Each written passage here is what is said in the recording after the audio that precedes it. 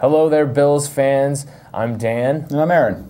And we're going to be talking about the 2010 NFL Draft, which is come and gone. As you know, the Bills had a lot of holes that needed to be filled, and we're going to go over a lot of the draft.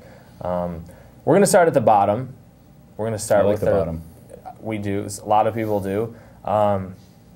Usually people start at the top, but we're going to go in reverse order. So let's do that. Calloway, offensive tackle from Iowa. Big guy, can move. They say he could be a good backup. I say he could be better than that. Right now, with our offensive line, you don't know. That's right, and the Bills want to move him to guard. Guard, that's true. That's true. We can use help on the inside, but you can't really. I don't think we could really take a judge of our line because last year we didn't actually have a line. There was no consistent player on that offensive line at all. Right, and everyone's hating on the line. They're like, well, the O-line was terrible. A lot of the guys were hurt. They were bad, but I mean, none of them had the line itself didn't had a chance to mesh together and actually perform. You'd like to see some consistency there. I would like to see the same 5 guys all season. Exactly. So that maybe 1 or 2 fillers here or there for some breaks, but for the we need 5 healthy guys. He could be one of those guys to fill a hole. Maybe, hopefully, for a couple plays. We'll see. Levi Brown Qb. Obviously, everyone was clamoring for a quarterback. That are like, why are we not drafting a QB? Why haven't we picked one up? Obviously, Nix has said that he thinks that Edwards, Fitzpatrick, and Braum are 3 good. He thinks they're 3 good quarterbacks, and he thinks there's a starter somewhere in there. I even think Levy has a chance. Maybe not right out of the gate, but from what he showed in college, Levi, like the jeans, Levi Brown. Sorry, go ahead. I didn't mean to interrupt you. I think he can even make a push forward. I don't think we needed to go waste one of our higher picks on one of the supposed big guys. Because Clausen and McCoy. Everyone, you got to ask yourself: are either of them going to lead a different franchise to victory? Are they going to be a franchise guy? I honestly, again, I guess this goes back to the last pick, Calloway. We need offensive line. Yeah. I mean, if you look at some of the best quarterbacks out there, they sit back there in the pocket forever. Yeah. I feel like any quarterback, if they feel comfortable in the pocket and have all the time to make the right decision, they'll get the job done. So why Brown? I mean, he had a pretty stellar 2009. He threw 4,000 yards. He had, I think, 23 touchdowns. They were a big passing offense, so he knows how to throw the ball. Yeah, they throw a lot. That shows that he's good, confident in the pocket. Yeah. Now it's just giving him a pocket to stand in. Absolutely. Or giving any of our quarterbacks a pocket to stand in. I think the QB spot for the Bills at this point is up for grabs. Dani Baton from South Dakota State. Smaller school. Very small. Where is it? South Dakota, obviously. I don't know. Is it? Sometimes the schools do that. Yeah, Miami of Ohio. See? Yeah. The point is, this guy. Fast guy. Fast. They think they're moving him to 5 technique linebacker. Okay. Which we need for our 3-4. Absolutely, which obviously everyone knows by now. That's what the Bills' defense is going to convert to. I like picking these guys from smaller schools because I feel like their work ethic might be a little higher because they're not as talented as some of the bigger schools. I don't say it's talent. I say it goes into size sometimes. Okay. Yeah. I mean, he's listed at, 6'3", 250. That's what I have. And that's smaller than some of the DNs that were taken, so that's why I say I'm good as a linebacker. I think Dani Baton and their pick before that, Arthur Moats. Arthur Moats, fast guy. Same kind of scenario, fast, work hard, and going to be also another stand-up linebacker. He ran a 4.6 40. That's impressive. It's pretty fast. I don't think I've ever run that fast. I have twice.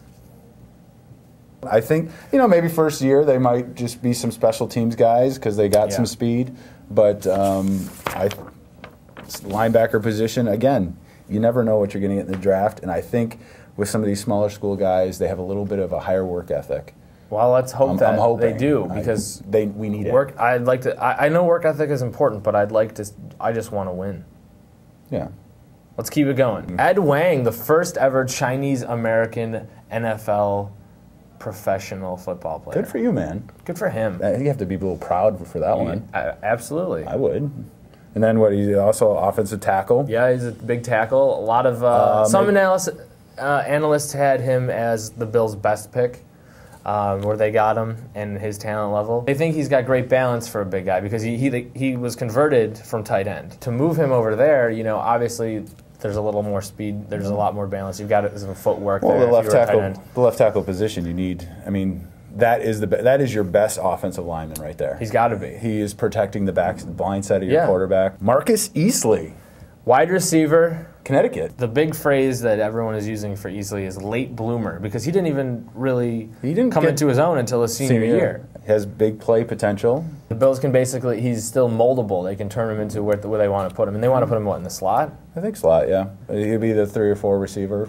We're going to run a spread offense. And he was fast, too. He ran, he was, like I think, in the top, he ran a 4.4, and he was, in the top 7 fastest receivers. He's big. He's 210.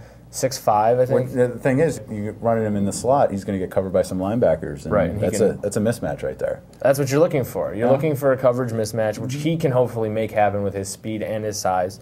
We just don't be a late bloomer. No, be an early one. We need one. Now the question is, though, a lot of people were wondering at this point, why a receiver? We've also had some other receivers in the past that haven't really showed up. Parrish. We've expected them to, but so. I think this adds some pressure to the veterans. Yeah. And hopefully... Some big play potential out of this guy. Let's hope so. Who do they pick in the 3rd round? They took Alex Carrington. D-end. A D-end. From Arkansas State. Now, Carrington is another guy. He's 6'5", 280. He's a big guy. I think he'll be a solid D-end for our 3-4. So at this point, before we move on, let's talk about how the 3-4. I mean, with the guys they've drafted and who they already have, guys like Puzzluzny and Kavika Mitchell, stuff like that. It seems like the 3-4 for the Bills is going to be a pretty quick conversion, and it seems like they've got the guys to make it happen. I don't know if it will be quick. I mean, they're working hard. I mean, they're doing extra workouts right now. Mm-hmm. It's a totally different scheme. With a different scheme comes a learning curve. But the thing is that they got some guys, they brought some veterans in that have played in that scheme before, and they're bringing some younger guys in that have played that scheme before. Makes it easier for the transition. I think you'll still see the defense growing over the season as the season progresses, because there's still going to be bugs and some miscommunications and stuff. But then in the secondary also, the Bills are pretty strong with Bird. I mean, he had an incredible Bird year. I think we just need Bird, and then we can bring all our cornerbacks and everyone else up and just have Bird cover. Bird's solid. I like George Wilson too. Yeah, I like him. His last name's Wilson. Yeah. So I think he's Ralph Wilson's son, right? Maybe. Okay. Number 2 pick for the Bills, Terrell Trooper. Going back to 3-4, we need one of the most important positions, nose tackle. This guy can do it. He's huge. He's quick. Toughness was a thing that they talked about. They liked his toughness. He, another guy who you talked about, he kind of felt, I remember I heard in his phone interview, he felt like he was overlooked by a lot of teams. He was kind of rated a lot lower than he thought he could play. I kind of like a guy with a little chip on his shoulder right off the bat. Absolutely. He's got something to prove. I think if you're playing defense, anywhere in football really, but if you're going to play there, you have to be really mean and angry. He has to put that front pressure on the pass rush. True. I mean, I'm happy with it. I mean, we need a guy there. They picked up a guy there. And I thought he was going to be solid up the middle, and I thought, the Bills had a little trouble with the run last year. A little bit? I was reverse hyperbole. Number 1 pick by the Bills. Number 9 overall, Clemson running back C.J. Spiller. Regarded, if I may, by several analysts as the most explosive player in the draft. Now, the Bills have Marshawn Lynch and Fred Jackson. Why take a running back at this position? Well, a lot of people wanted an offensive lineman here.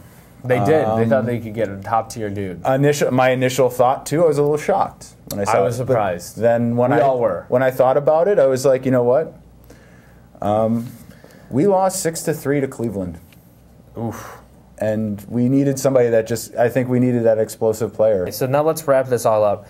Overall, obviously, I think when it comes down to rebuilding a football team, an entire franchise, it's not going to take, you can't do it in 1 year. It would be great if you could. Well, I mean, look what happened to Miami a couple years ago. Right. Won one game, then they turned around and won the conference. Absolutely. But they didn't win the Super Bowl. Well, I would like to just see if we beat the Patriots. String some winning seasons together. That's what I'm talking. This year, you kind of build the team. Next year's draft is when you take that that franchise quarterback, maybe. Oh, that's the thing. I mean, maybe somebody comes out this year. I don't know. You don't know. It's the draft. It's like everyone's already complaining about it. It's like on your birthday, you've got a whole bunch of unopened presents in front of you, and you're like, well, this birthday sucked. You didn't even open the presents yet, so you don't know. Yeah. I mean, I think we have great potential. I am excited to see CJ perform on the field. I'm excited to see our offensive line hopefully stay healthy. That is the 2010 draft in reverse order. Let us know what you think in the comments section, and we will see you next time here on Skunk Post.